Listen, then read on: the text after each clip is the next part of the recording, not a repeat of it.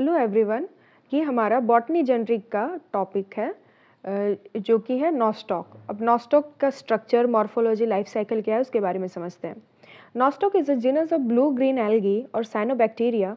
They are prokaryotic and perform photosynthesis. इसके नाम से ही पता चल रहा है ब्लू ग्रीन एल्गी, और इसका एक और नाम दिया गया है साइनोबैक्टीरिया। ये उसके जीनस पे से बिलोंग करता है। ये एक प्रोकैरियोटिक है और फोटोसिंथेसिस के प्रोसेस को परफॉर्म करता है।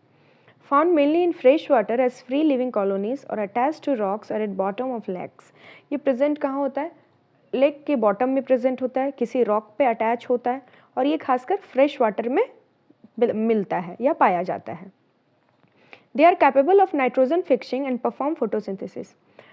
ये नाइट्रोजन फिक्सेशन भी कर सकता है और फोटोसिंथेसिस में भी इन्वॉल्व होता है।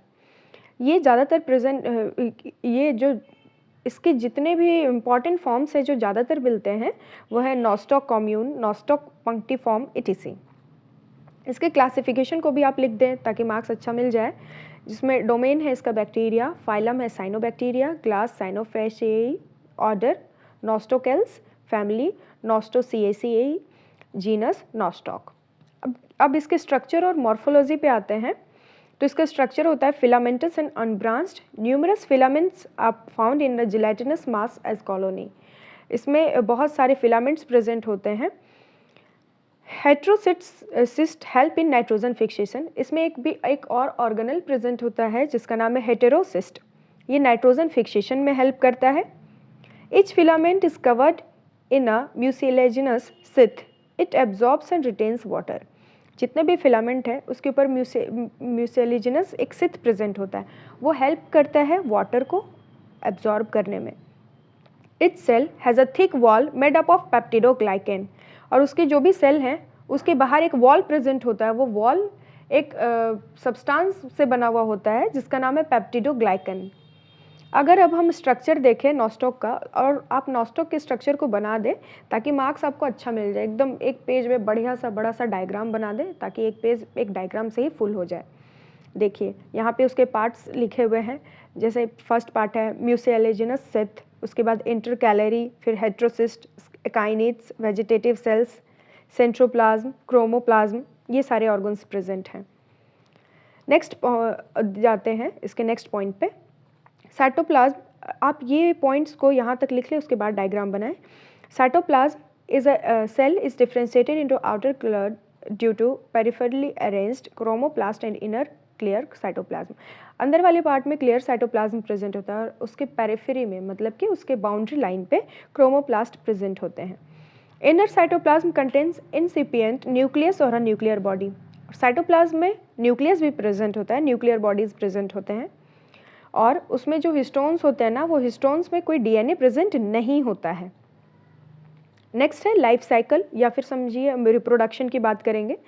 नॉस्टॉक रिप्रोड्यूस वेजिटेटिवली और asexually by spore formation. Nostoc में जो रिप्रोडक्शन होता है वो एक मेथड से होता है जिसको हम लोग स्पोर फॉर्मेशन कहते हैं। वेजिटेटिव रिप्रोडक्शन फ्रेगमेंटेशन के हेल्प से होगा।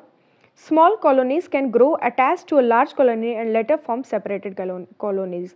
पहले होता है कि स्मॉल कॉलोनी ग्रो कर धीरे धीरे बहुत बड़ा कॉलोनी बना सकता है और धीरे धीरे वो सेपरेट करके अलग अलग भी हो जाते हैं।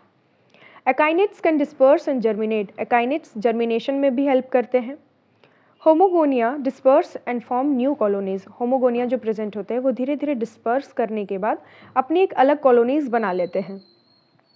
Heterocysts separate from filament, they divide and germinate into new filament। Heterocyst भी फर्दर सेपरेट कर जाते हैं फिलामेंट से और अपना एक न्यू फिलामेंट का फॉर्मेशन कर लेते हैं। इसके अब कुछ इकोलॉजिकल इंपॉर्टेंस भी हैं। पहला, important for their nitrogen fixing ability. Nitrogen fix करने में बहुत ही हेल्पफुल होता है। Cyanobacteria can convert CO2 to biofuels. Cyanobacteria CO2 को बायोफ्यूल में कन्वर्ट करने में बहुत ही ज़्यादा यूज़फुल है। और नॉस्टॉक के पास इतना प्रॉपर्टी होता है कि वो हाइड्रोजन को प्रोड्यूस कर सके, और हमें पता है कमिंग फ्यूचर में हाइड्रोजन एज अ फ्यूल बहुत ज़्यादा यूज़ होने वाला है। Used for bioremediations of waste water and degrade environmental pollutants.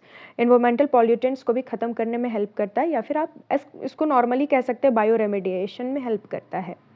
Thank you so much. तो ये था नॉस्टॉक हमारा टॉपिक। जो कंप्लीट हुआ फर्दर सारे और भी टॉपिक्स को कंप्लीट कर दिया जाएगा। Thank you so much.